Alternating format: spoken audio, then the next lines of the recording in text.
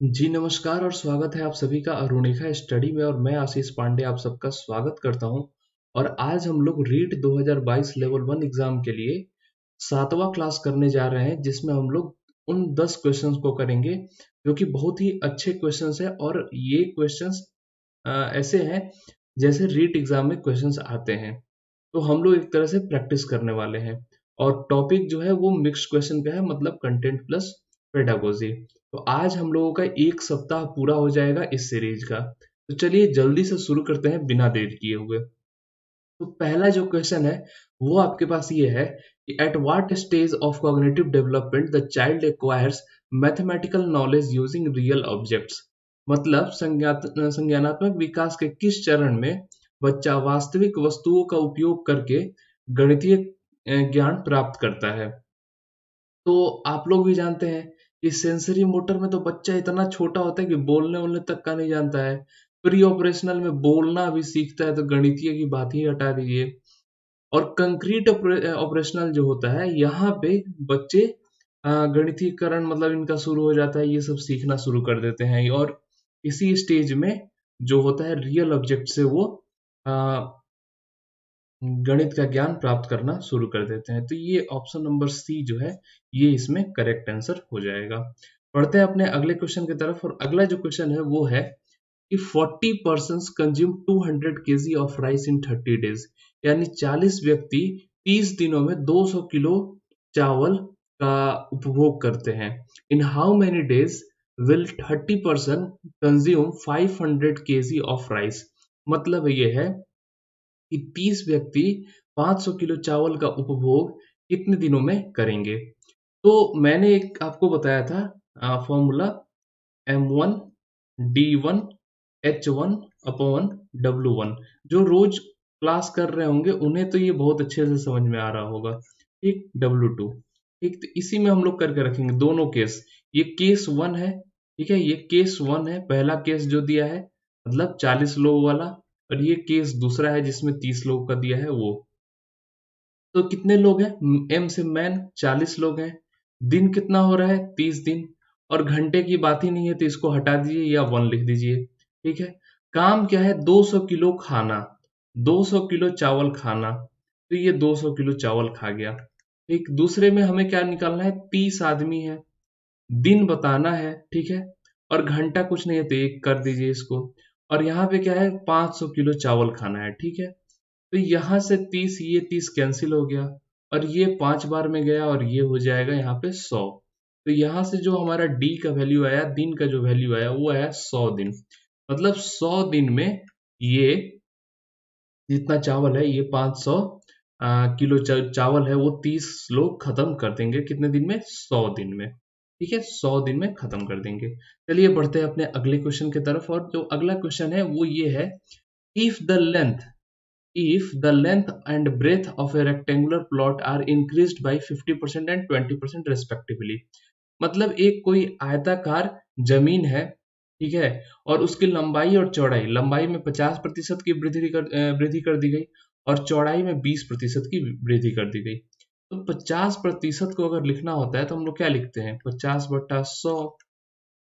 ठीक है, यानी 5/10 भी लिख सकते हैं इसको। ठीक, और अगर 20% को लिखना होगा, 20% को, तो 20/100 यानी 2/5 सॉरी 2/10 लिख सकते हैं। ठीक है, 2/10 लिख सकते हैं। इसका मतलब है कि 50% की वृद्धि यानी 10 में आपका 5 का इंक्रीमेंट हो गया, मतलब बढ़ गया। और यही चौड़ाई में 10 अगर पहले से चौड़ाई है तो वहां पे 2 का इंक्रीमेंट हो गया। मतलब जो नया लेंथ है वो है 15 और जो नया ब्रेथ है वो है 12।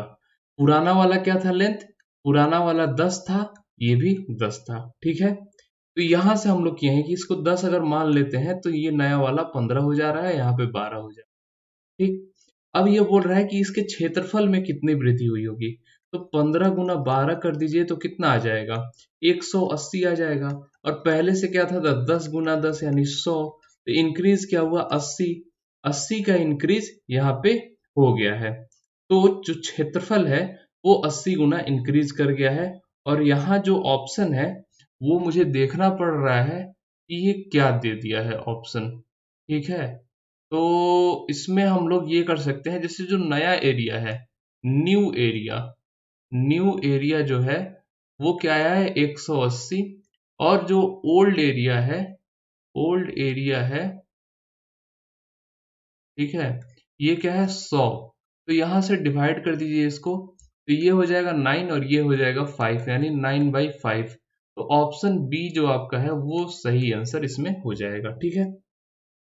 बढ़ते हैं अपने अगले क्वेश्चन की तरफ। उससे पहले मैं एक आपको इन्फॉर्मेशन दे दूं कि जो लोग टेलीग्राम, इंस्टा, फेसबुक में से कोई एक भी फॉलो नहीं किए हैं वो लोग फॉलो कर ले, क्योंकि यहाँ पे आप हमसे कांटेक्ट कर सकते हैं।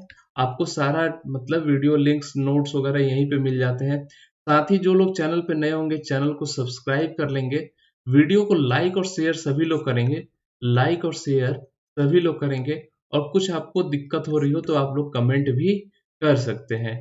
और इन सब का टेलीग्राम, इंस्टाग्राम और फेसबुक का जो लिंक है वो आपको डिस्क्रिप्शन बॉक्स में मिल जाएगा। तो चलिए अब बढ़ते हैं अपने अगले क्वेश्चन की तरफ। तो अगला जो क्वेश्चन है वो ये कह रहा है कि the ratio of areas of 3 adjacent faces of A cuboid. Cuboid क्या होता है? एक घनाभ होता है। क्या होता है? एक घनाभ होता है। उसको बोलते हैं हम लोग अंग्रेजी में क्यूबाइड, ठीक है। तो हम लोग बोलते हैं क्यूबाइड।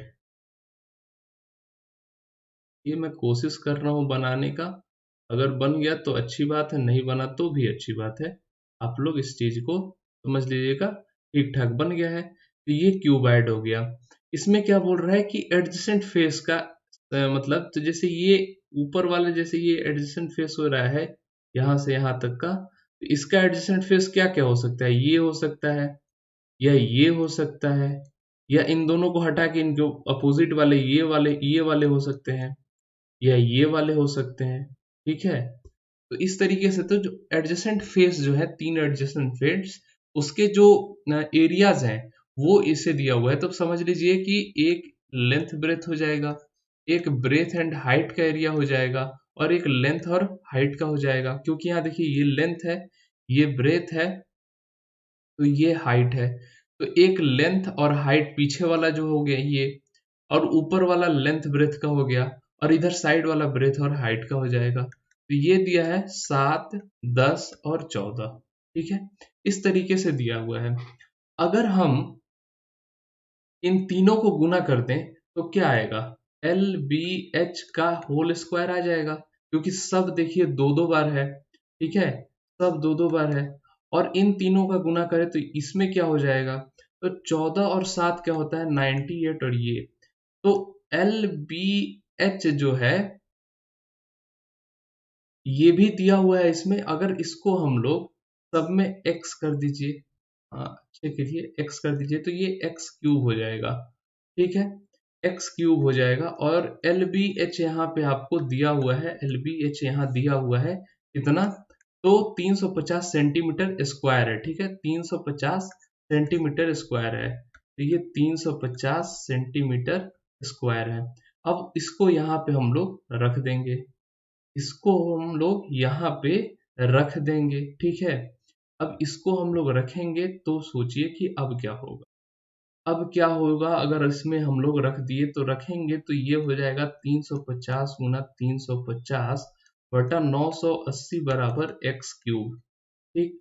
ये जीरो कट गया, और यहाँ से 7 से 5 बार में काटे, ये हो जाएगा 14 बार में, ठीक है। और फिर यहाँ पे हम लोग 14 को इससे काटे तो 2 और 5 25 बार में, यानी एक्स क्यूब जो है 5 गुना 5 गुना 5 हो जाएगा, जिसका मतलब ये हुआ एक्स बराबर 5 हो जाएगा। और सबसे बड़ा जो आपको जो भुजा इसमें मिलेगा उसकी लंबाई बतानी है, ठीक है। तो उसकी लंबाई हम लोग कैसे निकालेंगे ये जानना अभी हमारे लिए जरूरी है। तो चलिए वो भी जान लेते हैं। तो सबसे बड़ी भुजा किसमें हो सकती है? सबसे बड़ी भुजा इसमें हो सकती है। अगर हम लोग इसमें लेंथ ब्रेथ हाइट का हम लोग रेशियो निकाल लें तो उससे भी हमें मालूम हो सकता है, ठीक है। या हम लोग एक तरीका और कर सकते हैं, जैसे x की वैल्यू आ गई तो हम लोग इसको निकाल सकते हैं। x 5 है तो ये 35 हो जाएगा, ये 50 हो जाएगा, और ये हो जाएगा 70। ठीक है, ये हो जाएगा 70। अब जो LBH दिया हुआ है हमारा 350, इसमें से क्या करेंगे कि एक एक का वैल्यू रखेंगे तो तीसरा अपने आप हमें मिल जाएगा। मान लीजिए LB का यहाँ वैल्यू रख देंगे तो 35H हो जाएगा, ये हो जाएगा 350 सेंटीमीटर स्क्वायर। सॉरी, ये क्यूब होता है, ठीक है, क्यूब होता है। तो H हमारा क्या आ जाएगा, H आ जाएगा 10 सेंटीमीटर। उसी तरह अगर ब्रेथ निकाले तो LH के वैल्यू यहाँ पे रख देंगे 70, तो ये आ जाएगा 5 सेंटीमीटर। और यहाँ लेंथ भी हमारा नहीं निकला है, तो लेंथ निकाल दें। तो लेंथ निकालने के लिए क्या करेंगे, BH की वैल्यू रख देंगे यहाँ पे, तो ये आ जाएगा 7 सेंटीमीटर। इसका मतलब जो हाइट है वही सबसे बड़ा है और वो है 10 सेंटीमीटर, तो 10 सेंटीमीटर आपका ये हाइट निकल जाएगा इससे। ठीक, क्वेश्चन समझ में आया कि नहीं आया? क्वेश्चन क्या दिया था कि एडजेसेंट साइड का जो एरिया है उसका रेशियो दिया था 7, 10 और 14। तो हम मान लिए कि एक 7x है, एक 10x है और 14x है। ठीक, तीनों को मल्टीप्लाई करेंगे तो LBH का स्क्वायर आ जा रहा था और इनको मल्टीप्लाई कर दिए तो 980 x क्यूब आ गया। ठीक, अब यहाँ पे LBH आयतन जो होता है, वॉल्यूम जो होता है वो दिया था यहाँ पे पहले से। जो वॉल्यूम है, LBH वॉल्यूम होती है, वो दिया हुआ है पहले से, तो वो LBH की जगह पे रख दिए। तो उस तरीके से हमको x का वैल्यू मिल गया। अब x का वैल्यू मिल गया तो हमने इसमें पुट कर दिया x का वैल्यू। पुट करने के बाद हमें LB, BH और LH का वैल्यू मिल गया। उसके हेल्प से हम एक एक वैल्यू निकाल लिए, कहाँ से, तो वॉल्यूम से में डिवाइड करके। तो हर एक वैल्यू निकल गई, तो वहां से हमको जो सबसे बड़ा लेंथ जो मिला है वो हाइट का मिला है और वो है 10 सेंटीमीटर। ठीक, तो चलिए अब बढ़ते हैं अगले क्वेश्चन पे। उम्मीद करता हूँ आप लोग समझ गए होंगे। अगला जो क्वेश्चन है ये कह रहा है the angles of a triangle are x plus 5 degree, 2x minus 3 degree, 3x plus 4 degree. ठीक है, मतलब एक ट्रायंगल है, उसकी तीनों जो भुजा है वो है x plus 5 degree, 2x minus 3 degree और 3x प्लस 4 डिग्री। तो हम लोग जानते हैं कि किसी भी त्रिभुज का अंदर का कोण का जो सम होता है 180 होता है। तो इनको जोड़ दो उसी में, इनको जोड़ दो उसी में। तो जोड़ने पे क्या आएगा, इनको जोड़ेंगे तो ये हो जाएगा 6x और ये हो जाएगा 1 और ये 6। ठीक है, हमें लगता है कि हमने सही किया है, तो 6 हो जाएगा ये। ठीक, तो ये यहाँ से क्या आ जाएगा, 6 कॉमन हो जाएगा। अब ये 6 इधर जाकर डिवाइड हो जाएगा, मतलब x प्लस 1 जो होगा वो हो जाएगा 30 डिग्री। तो x जो होगा वो हो जाएगा 29 डिग्री। ठीक है, तो 29 डिग्री x का वैल्यू हो जाएगा और यही हमसे पूछ रहा है, तो ऑप्शन नंबर सी इसका सही आंसर हो जाएगा। बढ़ते हैं अपने अगले क्वेश्चन की तरफ। और जो अगला क्वेश्चन है वो भी पेडागोजी से है और एनसीएफ का है। ये काफी इंपॉर्टेंट क्वेश्चन है। ठीक है, बहुत इंपॉर्टेंट है। जहां एनसीएफ आपको दिख जाए समझिए कि बहुत इंपॉर्टेंट क्वेश्चन है वो। ठीक, ये क्या बोल रहा है कि according to NCF 2005 the teaching of mathematics should be, the teaching of mathematics should be child centred, teacher centred, text book centred और ऑल ऑफ द अबव। तो जो भी होता है, पढ़ाई जो होती है स्कूल में कहीं भी, वो चाइल्ड सेंटर्ड होता है, ये एनसीएफ कहता है। ठीक है, टीचर सेंटर्ड कभी नहीं हो सकता, वो चाइल्ड सेंटर्ड पे फोकस करता है। इसलिए इसका आंसर ऑप्शन नंबर ए हो जाएगा। पढ़ते हैं अपने अगले क्वेश्चन की तरफ। और जो अगला क्वेश्चन है ये भी बहुत अच्छा क्वेश्चन है। ये क्या कह रहा है कि दो नंबर है जिनके बीच का रेशियो जो है वो 4:5 है, 4:5 है। अब दोनों नंबर से हम -4 कर दिए, दोनों नंबर से हम क्या किए, -4 कर दिए, तब जो रेशियो है वो 3/4 का है। ठीक, दोनों में से -4 हुआ है, तो यहाँ -4 जब हो रहा है तो रेशियो की यूनिट में एक का फर्क हो रहा है। ठीक, एक कम हो रहा है। उसी तरह 4 अगर इस नंबर में हम लोग जोड़ देते हैं, 4 हम लोग अगर जोड़ दे रहे हैं तो क्या हो जाएगा, जिस तरह यहाँ से 4 घटाने पे 1 यूनिट कम हो रही थी, तो यहाँ 1-1 यूनिट बढ़ जाएगी, तो ये 5/6 हो जाएगा। ठीक है, ये क्या हो जाएगा, 5/6 हो जाएगा। तो यहाँ पे जो आपका आंसर आएगा वो आएगा ऑप्शन नंबर सी, 5/6। ठीक है, तो चलिए अब बढ़ते हैं अपने अगले क्वेश्चन की तरफ। और जो अगला क्वेश्चन है, यहाँ आप लोग समझे कि नहीं, ये बात देखिए। अगर यहीं पे अगर बोल दिया होता कि नहीं, जो हम लोग 12 जोड़ रहे हैं, तो यहाँ हम लोग जब 4 घटा रहे थे तो 1 यूनिट कम हो रहा था। ठीक, तो 12 अगर जोड़ेंगे तो 3 यूनिट बढ़ेगा। इसका मतलब ये जो होता, ये 7:9 हो जाता। ठीक है, ये 8 हो जाता। यहाँ 5 है तो 5 और 3 8 हो जाता। ठीक है, इस तरीके से होता है ये। तो वही यहाँ पे 5/6 इसका आंसर हो जाएगा। बढ़ते हैं अपने अगले क्वेश्चन की तरफ। और जो अगला क्वेश्चन है, ये कह रहा है कि find the digits indicated by X and Y in the number 35, 32, 92 XY if the number is completely divisible by 33। ठीक है, ये क्वेश्चन सॉल्व करना है। तो जैसे हम लोग 33 जानते हैं कि ये क्या है, 3 इंटू 11 है। ठीक, और डिजिबिलिटी रूल्स आप लोग पढ़े होंगे। तो 3 के लिए आप लोग क्या पढ़े थे, सम ऑफ डिजिट्स। ठीक है, डिजिट्स का सम कर देते थे तो हो जाता था। और इसमें क्या बोलते थे, डिफरेंस। 11 के लिए क्या बोलते थे, difference between sum of even alternate place digits minus odd alternate place digits. ठीक है, ये ऐसे है। मतलब इवन प्लेस और ऑड प्लेस, जैसे ये इवन प्लस हो गया, ये दोनों तीनों, और ऑड प्लेस ये हो जाएगा। ठीक है, इनके बीच का जो सम होगा, मतलब इन दोनों का सम और उसका बाद उसका डिफरेंस जो होगा, वो अगर 0 आ जाए तो वो 11 से डिविजिबल हो जाएगा, या 11 का मल्टीपल आ जाए तो 11 से डिविजिबल हो जाएगा। तो सबसे पहले हम लोग क्या करते हैं कि 3 से चेक करके देखते हैं। ठीक है, 3 से चेक करने का मतलब ये हुआ कि सबको जोड़ेंगे। तो सबको जोड़ेंगे तो ये क्या हो जाएगा, ये हो जाएगा 11, 9, 20, 24। 24 जोड़ x प्लस वाई। ठीक है, x प्लस वाई हो जाएगा 24 जोड़ने के बाद। तो यहाँ से ये देख लेते हैं कि ऑप्शन से कुछ होने वाला है कि नहीं। तो ऑप्शन से कुछ नहीं होने वाला है फिलहाल। अब 11 से चेक करते हैं। तो ऑड वाले जोड़ते हैं तो 5 और 7, 7 और 2 9, 9 और y, तो 9 प्लस वाई हो जाएगा।